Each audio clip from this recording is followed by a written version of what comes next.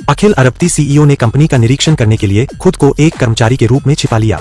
जब वह कंपनी के कैंटीन में गया तो उसने देखा कि कर्मचारियों के खाने में कोई मांस नहीं था, लेकिन कोई भी कर्मचारी इसके खिलाफ विरोध करने की हिम्मत नहीं कर रहा था।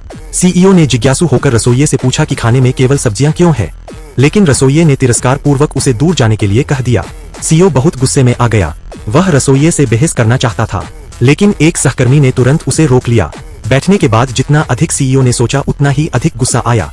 कर्मचारी इसके आदी लग रहे थे। उन्होंने सीईओ को सलाह दी कि परेशानी मत करो। वे यहाँ कई वर्षों से काम कर रहे थे और उन्होंने कभी अपने खाने में मांस नहीं देखा था। सीईओ ने निर्णय लिया कि वह कारण जानने के लिए कोशिश जारी रखेगा। इस समय एक अमीर आदमी गर्व से अंदर आया।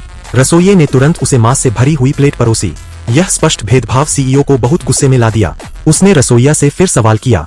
रसोइया ने कहा कि निम्न स्तर के कर्मचारियों को मांस खाने का अधिकार नहीं है, और अमीर आदमी ने चेतावनी दी कि उसके सवाल करने का कोई अधिकार नहीं है।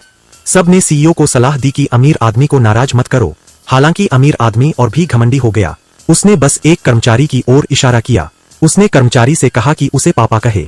जितना कर्मचारी ऐसा करेगा उसे एक चिकन की टांग मिल सकती है। कर्मचारी को अपनी नौकरी खोने से बचने के लिए मानना पड़ा। दृश्य दर दृश्य सीईओ का गुस्सा चरम पर पहुंच गया। सीईओ ने उसे थप्पड़ मार दिया। थप्पड़ इतना जोरदार था कि पूरे कैंटीन में सुनाई दिया। वहां उपस्थित कर्मचारी फुसफुसाने लगे। उनके दिल में एक मजबूत राहत की भावना उठी। अमीर आदमी का सहायक तुरंत उसके समर्थन में आया, लेकिन सीईओ की शक्तिशाली उपस्थिति के सामने वह और कुछ कहने की हिम्मत नहीं कर सका। अमीर आदमी संतुष्ट नहीं हुआ और अपने सहायक को संकेत दिया कि मैनेजर को बुलाकर इस आदमी को निकाल दो। मैनेजर दौड़ता हुआ आया।